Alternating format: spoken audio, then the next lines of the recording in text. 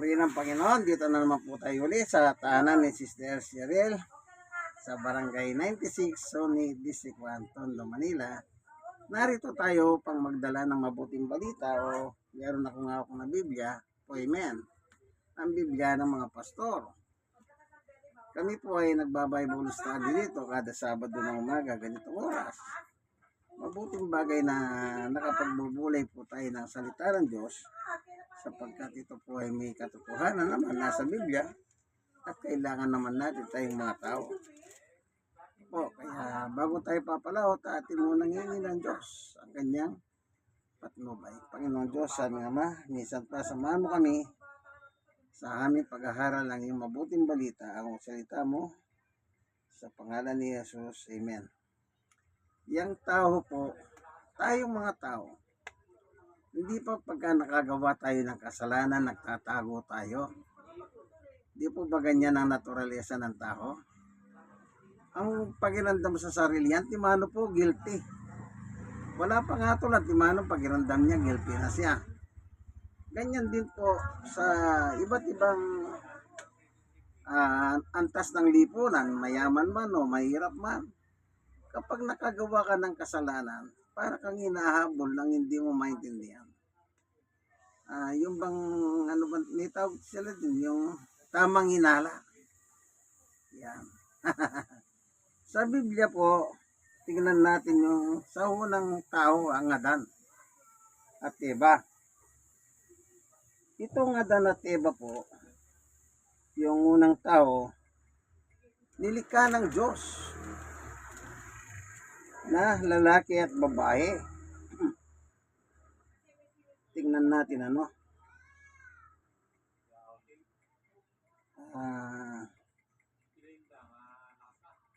Dito sa chapter 2, verse 7 ng Henesis. Pagkatapos ginawa ng Panginoong Yahweh ang tao mula sa alabok. Iningan niya ito sa ilong at nagkaroon ng buhay. Yung iningan natin, dito po sa ilong dumadahan. Kaya pag tinakpan po natin ang ilong natin, halos nahihirapan tayong huminga. Diyan po kasi pinadaan ng Diyos ang hininga ng buhay. Ito, pinapakita dito, sinong lumikha sa tao? Ang Diyos. Yan. Mula po siya sa alabok, minolde ng itsurang tao at iningahan, kaya naging taong buhay ang sabi, ano. Ngayon, yung babae, si Adan yun eh. Itong babae naman, ang sabi niya rito sa 22, ang tadyang na ito'y ginawa niyang isang babae. Dinala ito sa lalaki. Ito, nakalagay dito sa 18. Matapos gawin ang lahat ng ito, sinabi ng Panginoong Yahweh, hindi mabuti na mag-isa ang tao. Bibigyan niya ng isang angkop na makakasama at makakatulong. Kaya yung babae, katulong po ng lalaki. Lagi niyo pong tatandahan yan. Kaya ang hari ng bahay, ang lalaki. Ang reyna ng tahanan babae. Pero ang role ng babae talaga, kung Biblia po ang ating pagbabatayan, siya po ay katulong ng lalaki. Servant. Kaya pinatulog ng Panginoong Yahweh ang tao, si Adan po. Samantalang maimbing, kinuha niya ang isang tadyang nito at pinahilom ang laman sa tapat niyahon. 22, ang tadyang na nga iyon, ginawa niyang babae at dinala ito sa lalaki. 23, sinabi ng lalaki, sa wakas, narito ang isang tulad ko. Kasi po ang kasama ni Adan noon, bago likahin ang tao, nilikha muna po ang lahat ng kailangan ng tao. At kasama na po yung mga hayop. Kaya wala pong kamukha si Adan, kaya sinabi ng Diyos, anong sabi niya? Hindi mabuting mag-isa ang tao. O, kita nyo? Pero ang totoo, maraming kasama ang tao noon. Kanya lang, hayop sila, hindi sila tao. Kaya nilikha niya po ang babae na magiging katulong ng lalaki. Kaya sinabi ng lalaki, Adan, sa wakas narito ang isang tulad ko. Kita nyo, katulad niya. Kanya lang siya babae, yung si Adan lalaki, si Eva babae. Laman ng aking laman, buto ng aking buto. Babae ang tawag sa kanya sapagkat sa lalaki siya ay kinuha. Kaya kahit anong gawin mo, kapag mag-asawa na ang lalaki babae, ang lalaki pa rin ang tatay ng tahanan. Kahit po yung babae po ang may hanap buhay at yung lalaki, halimbawa, nasa tahanan, walang trabaho, nag-aalaga ng mga anak, ang lalaki is lalaki pa rin ng tahanan. Hindi pwedeng palitan ng babae yung papel ng lalaki unless byuda na siya. Ano po? Ito ang dahilan kaya iniwan ng lalaki ang kanyang ama at ina. Nagsama sila ng kanyang asawa at sila'y nagiging isa. Oh. Kaya ang batas, pag nag-asawa ang lalaki at babae, anong sabi niya? Ito ang dahilan kaya iniiwan ng lalaki ang kanyang ama at ina. Yung lalaki, halimbawa binata ka na, sa piling ka ng iyong nanay tatay. Pag nag-asawa ka, alis ka na sa iyong bahay. Magtatayo ka na kasing isang pamilya, kaya nagiging isa na kayo. Pero ang nature ngayon pag nag-asawa, kapisan pa rin ng mga magulang. Kaya kung minsan nagkakaroon ng problema dyan. Kasi hindi nasusunod yung gusto ng Diyos. Dapat yung magbubukod na kayo, dapat. Kasi magtatayo kayo ng pamilya. Kaya kung minsan nagkakaroon ng away sa pamilya, kung minsan hindi magkasundo yung biyenan at asawa. Yung nanay, yung biyenan niya. Kasi, yan nga po kahit anong gawin yung in reality, talagang dumarating po yan, nag-aaway ang magbiyanan. Kaya pag nag-asawa kayo, dapat umiwalay na kayo sa inyong mga magulang. Magtayo kayo ng inyong pamilya. Bumukod na kayo, ika nga. Yun ang batas ng Diyos Pero hindi Wala nang trabaho, nag-asawa pa. Tapos yung asawa, inuwi sa kanyang bahay. Siyempre, kung alam niyo naman, pagka walang makain, di mawawala yung pakiramdaman, yung patutsadaan. Ano po? Kapwa ubad noho ng lalaki at babae, ngunit hindi sila nahiya. O walang mali siya. Parang ngayop pa. Yung ngayop walang mali siya. Ang pinagkaiba lang ng tao sila. Kung anong kasarian ng ngayop, may kasarian din ng tao. Pero, hindi nagkakahiyahan ang dalawa. Ano po? Hindi kagaya ngayon. Pagka ganyan, medyo may kahiyan. Ngayon, punta tayo sa chapter 8. Kaya sabi ko nga po, pag nakagawa tayong kasalanan, nagtatago tayo. 8. Nang dapit apon nang narinig nilang naglalakad sa halamanan ng Panginoon, Yahweh, kaya't nagtago sila sa mga puno. Kita nyo? Yan po yung problema. Pag nagkasala kami, kasalanan ka, nagtatago ka. Pag meron ka nakakitang tao na nakatingin sa iyo, tamang hinala, akala mo ikaw ang nila. Especially kung meron silang pinag-uusapan. Tuloy natin. Ngunit tinawag niya ang lalaki at tinanong, nasaan ka? Naroon. Kasi dati, ang tao at Diyos, nakikita sila, nakakaugnayan sila sa isa't isa. Pero bakit nagtanong ang Diyos? Nasaan ka? Sabi niya kay Adan, sa lalaki. Kasi nga po nagtatago, kasi nga may nagawang kasalanan nitong dalawa. Sabi sa Jess, natakot po ako nang marinig ko kayo nasa alamanan. Kita nyo? Takot ang umiral kay Adan. Nagtago po ako sapagkat ako'y ubad. Sagot ng lalaki. Natakot.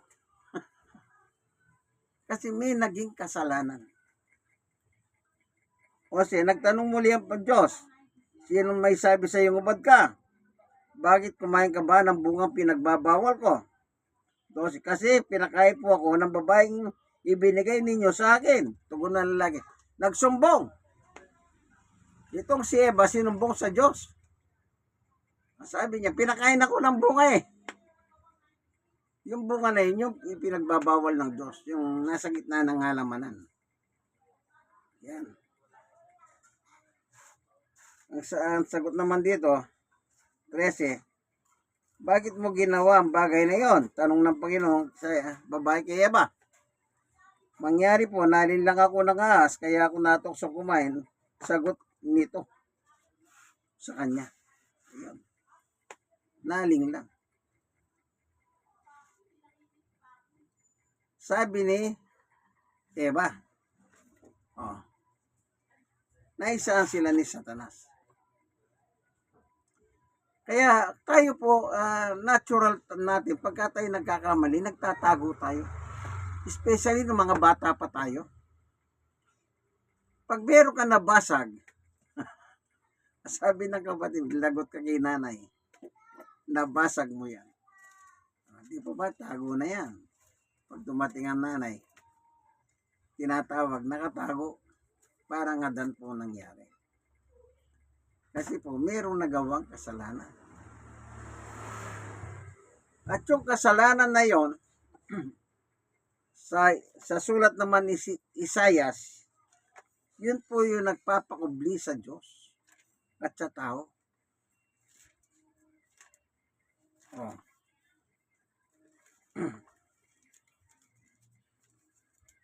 Tignan natin.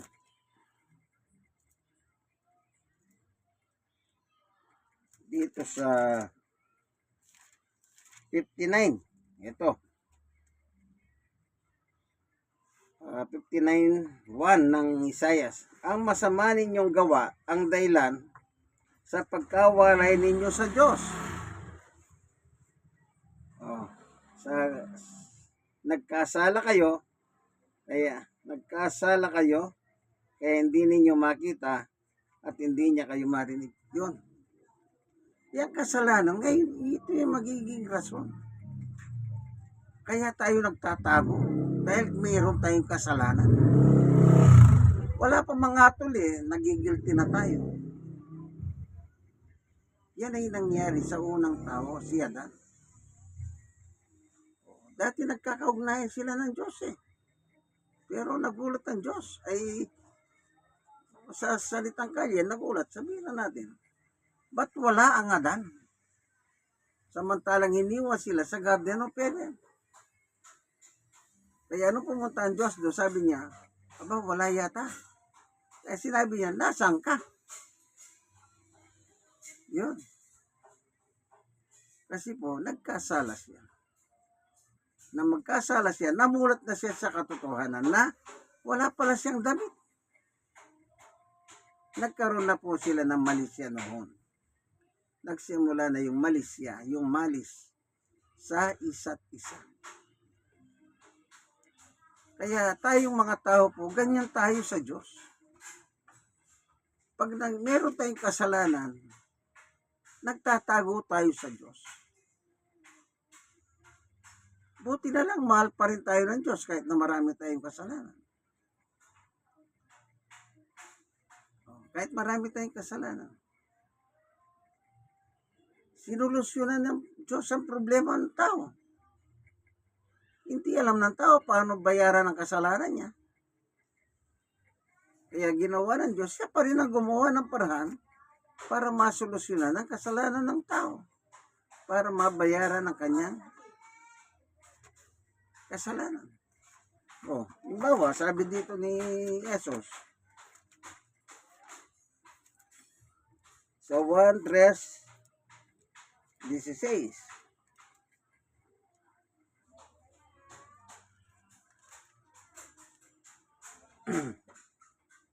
sapagkat gayon na lamang ang pag-ibig ng Diyos sa sangkatawan. O, kita nyo?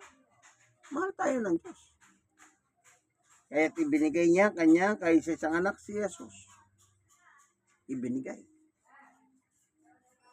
Upang sino man sumampalataya sa kanya hindi mapahamak, kundi magkaroon ng buhay na walang hanggan. Kita niyo po, sasampalataya ka kay Jesus. Kaya nang pupunta si Jesus dito sa ibabaw ng lupa, dito sa mundo natin kinalalagyan. Anong sabi niya?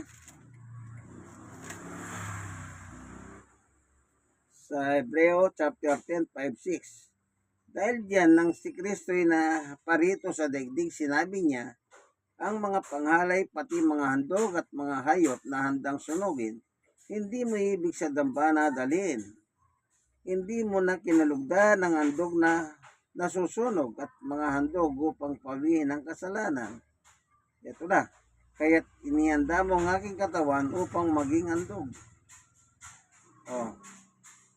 Sabi ni Jesus, kasi susuguin siya ng Diyos eh. Kailangan magkakaroon siya ng katawan, kagaya natin, upang siyang may handog. Kasi nga hindi na gusto ng Diyos ang mga handog ng tao. Kahit nalinsunod sa batas, yung mga handog ng hayop. Hindi na gusto ng Diyos. Kaya nang wala na tayong magagawa, ang ginawa ng Diyos, suguin ang kanyang anak si Jesus dito sa mundo. Kumbaga mula sa langit, pinababa rito sa mundo. Pero wala siyang katawan na gaya natin. Kaya binigyan siya ng katawan gaya natin upang siyang maging handog ng kasalanan ng tao. Kaya sinabi ko, ako'y narito, O Diyos, upang sundin ang iyong kalooban ay sa sinasabi ng kasulatan tungkol sa akin. Yung propesiya sa akin, sabi ni Jesus na siya nga'y maghahandog. Anong sabi ni Jesus? Narito ko upang sundin. O, maliwanag o. Kaya sinabi ko, ako'y narito upang sundin ang iyong kalooban ayon sa kasulatan. Yung hula, magkakaroon ng katuparan sa panahon na New Testament time. Yung hula sa Old Testament, ang katuparan sa New Testament. Kaya ayon sa kasulatan, sabi ni Jesus. Ibig sabihin, yung hula sa kanya ay mangyayari sa kanya upang tayo po ay matubos ang ating mga kasalanan. Kaya naganda ng isang katawan ng Diyos para sa kanya. Kasi hindi mo po may papako ang Kristo kung wala siyang katawan na gaya natin. Sige, isipin nyo, mapapako nyo ba yung Espiritu Santo? Hindi. Kaya nilagyan siya ng katawan na gaya natin ng Diyos. Na yun po ay pinanganak naman ni Maria. At ang tawag sa kanya, Jesus. Sabi ng anghel, tatawagin mong Jesus ang bata. Kaya siya po yung tagapagligtas natin. Pinadala dito, ang gagawin natin, sumampalataya tayo sa kanya. Kumbaga, wala po tayong magawa para mapatawad. Ang Diyos po ang gumawa ng paraan, ibinigay si Jesus. Si Jesus naman, inandog ang kanyang kasalanan, ay ang kanyang katawan bilang pantubos ng kasalanan. Kaya, tinatawag siyang kordero. Narito ang kordero ng Diyos na nag-aalis ng kasalanan ng sanlibutan. Salamat, Panginoon Diyos, sapagkat kami po, wala naman kami talagang magagawa. Kahit anong gawin namin, kahit kami pa yung pinakamayaman, wala kami magagawa. Ang tanging magagawa namin ay sumampalataya sa iyong bugtong na anak na si Jesus, na iyong dinadala, pinaglaan ng isang katawan upang siyang iandog kapalit ng mga handog ng mga hayop sa panahon ng iyong Diyos. Salamat po sa ngalan ni Jesus. Amen. Kayo pong mga nakikinig, nanonood ng video ito, nasa Biblia po ang kinuha natin. Wala po tayong ibang kinuha, kundi sa Biblia. Tayo nagkasala, kaibigan. Pinadala si Jesus. Anong gagawin natin? Ang sabi ng 1:16, sasampalataya ka kay Jesus. Ang iyong pananampalataya, yan ang daan ng kaligtasan, kaibigan. So, tanggapin niyo po ang Panginoong Jesus sa inyong buhay. Gawin niyo siyang Ari, Panginoon at ang inyong tagapagligtas. Po, salamat po, Panginoon Diyos, sa ngalan ni Jesus. Amen. So hanggang dito na lamang po ang ating munting video. Kasama ko si Sister Cheryl. Dito po tayo sa Barangay 96, Sonny, District 1, Tondo, Manila. Hanggang sa susunod na lang po uli. God bless us all po. Bye-bye. Okay.